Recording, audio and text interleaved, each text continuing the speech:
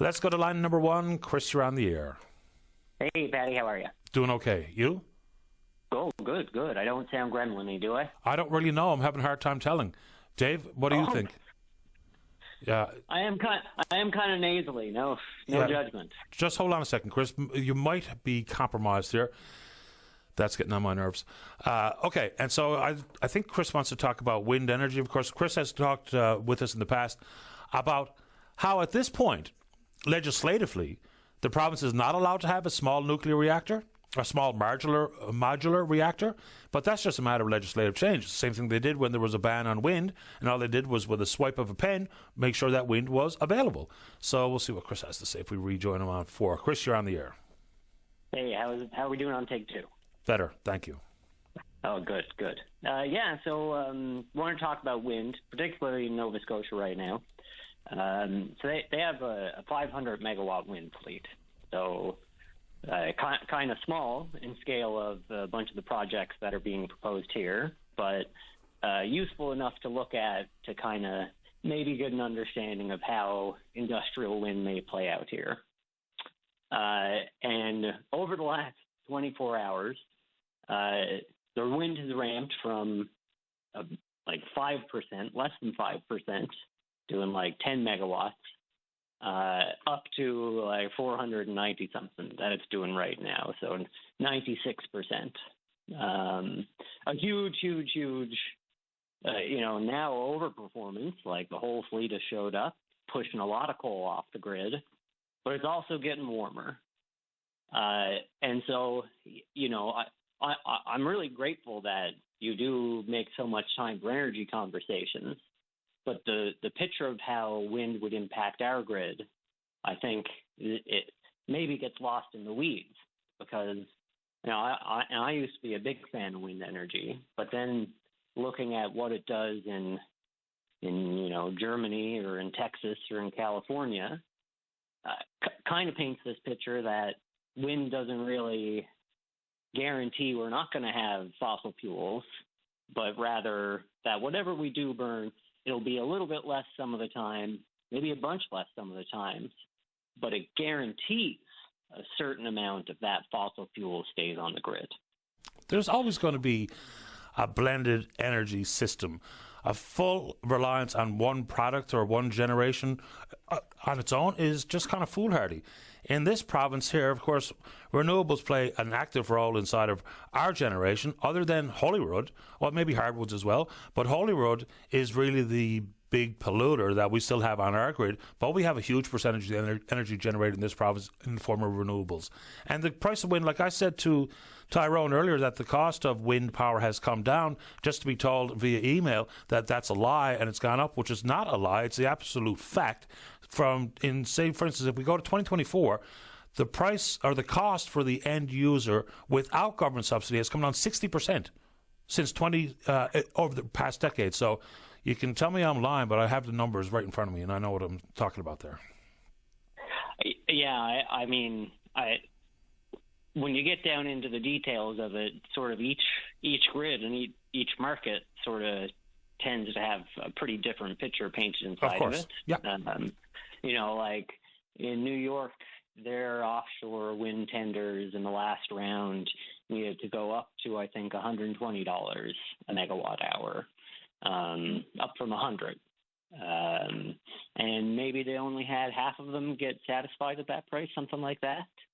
And is that what the wind here would be priced like? I mean, offshore Nova Scotia, there's probably a lot of comparisons to offshore New York. That may be a fair price for like construction and all that. But then is that something we need on our grid? Is that a cost worth paying? Because, it certainly seems like we're almost doing a speed run of lessons learned of what we can't make from wind energy now, or like, I guess John gets some credit for being first in and first out, but, he seems pretty bearish on ammonia now. Green steel, those people are still around, but they're a bit quieter now. There might be synth fuels out on the East Coast, but again, it's all too expensive. And it's good that we're seeing that on the product side. I just hope that sort of we realize as energy consumers that the reason those products are so expensive and so non-competitive is because if they're just backed by wind, it becomes very, very, very expensive. And that'd be the same for our grid. So we do need to keep the energy dialogue going. And there's probably a certain amount of wind we should have, if only to save water. But we're not really having that conversation. What does that mean? What is to have wind to save water? I'm not sure what you mean by that. Oh, so a huge portion of our energy system is based around hydro. Yep. And most of it reservoir hydro. So unlike run a river, we can save it and we can use it sparingly if we need to. Well, the only difference there is reliability of supply. It's not necessarily because run of the river has a very technical definition, and you're right, it's a reservoir issue both at Muskrat and at the Upper Churchill. And I mean, if people realize the size of the reservoir at the Upper Churchill, it's enormous. It's absolutely mind-blowing how big it is. But the only technical difference there is you just keep it in the reservoir for predictability of water flow. That's about it. Well, and that's the goal. But when you're in long-term drought conditions, and that's what they're in Quebec right now, Hydro-Quebec is probably going to lose $1 billion by the end of the year in loss of export opportunities. BC Hydro is super in the red this year and imported like a quarter of their energy because the dams are too low. Hoover Dam was down to a 100-year low 2 or 3 years ago. The drought's kind of been moving across the continent. Zambia, who is like an African hydro powerhouse, is experiencing droughts and having blackouts where there has been reliability. So, a big reservoir is really good, but it's only as good as full as it is. Well, so, Lake Mead is dry in California. Yeah. I mean, it's amazing. Yeah. So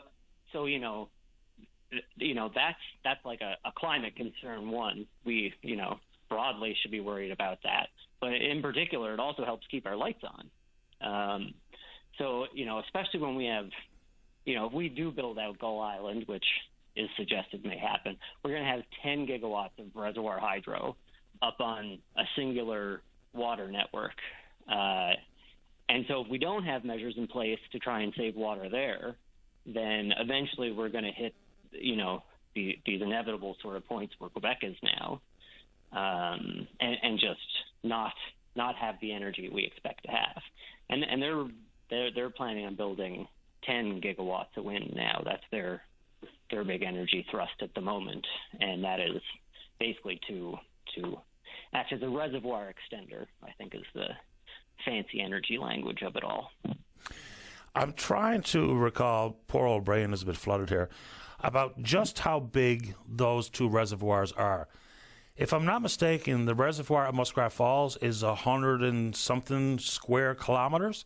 And for comparison's sake, the reservoir at the Upper Churchill, I think, is something like 72,000 square kilometers. But of course, the generation capacity at the Upper Churchill is over 5,000 megawatts.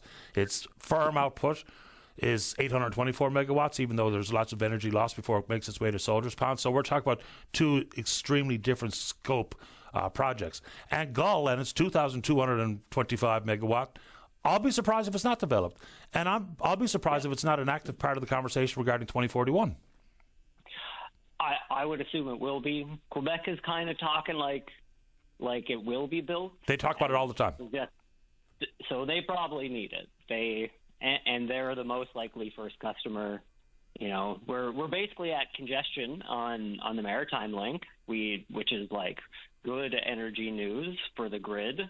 We're like normally we hover around 250, 300, and during the cold snap in Nova Scotia, we were in the 480s. So that's an expensive part of our infrastructure that's performing really well. Muskrat Falls is ramped right now. They have gone from that like 400 whatever that they run at for most of the year up to 6 now, and they're still ramping. So, we're actually in a relatively good, stable position, save the incredible wall of debt, but, by the looks of it, what Nova Scotia and Quebec are planning in extending their wind capacity as their major energy infrastructure for the next decade or two is just setting them up for instability. And so, I have been pleased to see that, all the big wind here is behind the meter. Someone else needs to use most of it, and then we would only buy a small amount. But there is a certain amount that would make our hydro system more flexible. And I think that's sort of the way to look at our big energy investments, is how to make use of what dollars have been spent and or wasted so far. Yeah, and I mean, prior to the Maritime Link, which was built on schedule, on budget, to the tune of $1.5 billion, very much unlike the rest of the Muskrat play, it's only 500 megawatts. I always wondered as to why it was so little as opposed to potentially 1,000 for a variety of reasons. Because we will have excess power, no doubt about it. The UARB, the regulator, which is the PUB here, but the UARB there, part of the negotiations with Nova Scotia Power, or Emera, was that they have first order refusal for excess power to be sold at market rates, which does not mean the clearinghouse in the United States market rate. It means what their ratepayers are paying for energy before the profits are made at Nova Scotia Power, of course. So, yeah, there you go. And prior to the Maritime Link, we were an isolated grid. Wind engineers, or engineers who know more about it obviously than I do, they say we could only accommodate about 10% of our energy via wind. So that has changed, which is, of course, I think probably why we're going to see someone kicking the offshore tires, because the onshore plays, there is some domestic relation and that should be on their dime, but the offshore play, that's what I'm really curious to see if anyone comes knocking, because the amendments have been made to the Atlantic Accord for that to be the case. So we'll see. Final thoughts from you, Chris, before I have to go. Oh, I imagine we're going to go through a pretty similar thing Nova Scotia did with the offshore wind, where once the fishermen realize the impact it'll have on their fishing grounds, there's going to be quite a tumultuous uproar, and those wind plans, like our wind plans, will again be delayed until hopefully clearer thoughts prevail. It's one thing for, being unable to access those fishing grounds. There's also a really important component of that conversation is that it compromises communications. So, and that's not even necessarily in close proximity to the turbine. So that's something that I don't think we've firmly wrapped our mind around. Chris, I'm off to the break. I appreciate your time. Thank you, Patty. Have a good day. You too. Bye-bye.